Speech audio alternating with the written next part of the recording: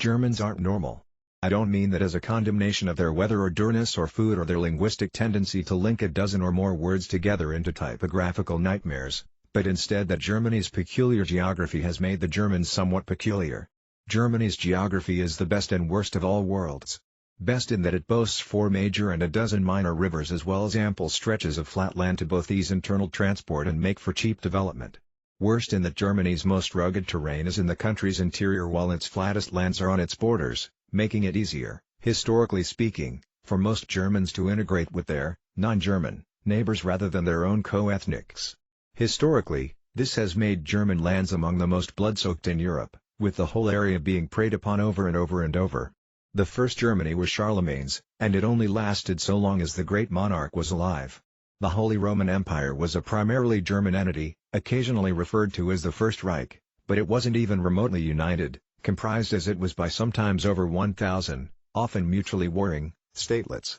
It was only with the onset of industrialization in the 1800s that Germans were able to use rail and electricity to overcome their internal geographic complexity and achieve unity.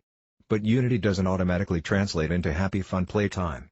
The Second and Third Reichs were Germany's imperial and Nazi incarnations. Those governments' attempts to impose writs on the wider European neighborhood resulted in the most catastrophic wars humanity has ever experienced. For the following 45 years, Germany was the very definition of not united, split into 2 pieces to serve as mutually opposing frontline states in the Cold War.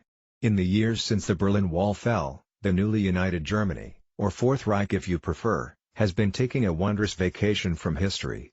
It doesn't need to fight to remain unified. America's imposition of a global order makes that unnecessary.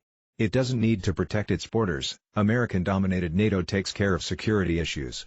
It doesn't need to fight for access to either raw materials or consumer markets. The Americans' global structure has enabled the rise of the European Union within Europe, and has allowed German firms access to a world full of consumption. All Germany needs to do to be Germany today, is be. And so the Germany of today is united, free and at peace without the Germans needing to do a damn thing. For those of you who would like Germany to exercise more decision-making power and take security matters into its own hands, I refer you to literally any book on European history between 1848 and 1945 to highlight why that might not be the fabulous idea you assume it to be.